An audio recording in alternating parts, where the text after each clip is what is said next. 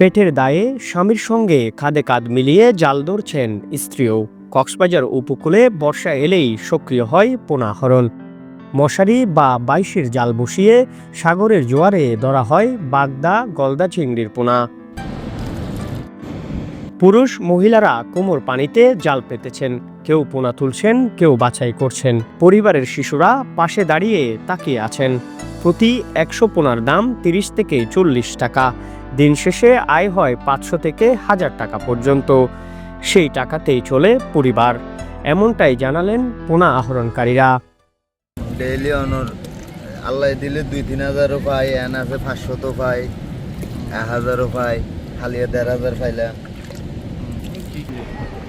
শুধু কালাইছে পোনাটা ধরি, আর কিছু ধরি না। আর কেন আসলো পানিতে সাগরতে ছাড়ি দিই। এই পোনা আহরণ আইনত নিষিদ্ধ, কারণ এতে ধ্বংস হয় সামুদ্রিক মাছের পোনা। তবুও পেটের দায়ে উপকূলবাসীর কাছে এটাই একমাত্র বর্ষা। তো ওরা যদি কি করবে, এগুলো না করলে ওরা কি করবে? তো কথা হচ্ছে এটা, ওরা যদি কষ্ট করে পেটটা যদি চলায়, সরকারে যদি জনগণ দেখে, তাহলে জিনিসটা ভালো হবে। এটাই হচ্ছে আমার কথা। ধরো যে কোনো প্রশাসন এসে ওদেরকে বাধা দেয়। আর যে এখন তো বর্তমানে সামনে এখন হোক পরবর্তী হোক, সিজনের সময় যদি বাচ্চাগুলো ধরার সময় সিজনের সময় আর প্রশাসন এসে বাধা দেয়, অনেক হয়রানি করে, আর ওদের প্যাডের মতো তো লাথি। অবৈধ জেনেও পোনা ধরে উপকূলের মানুষ। বিকল্প কর্মসংস্থান ছাড়া এই বাস্তবতা থামানো কঠিন।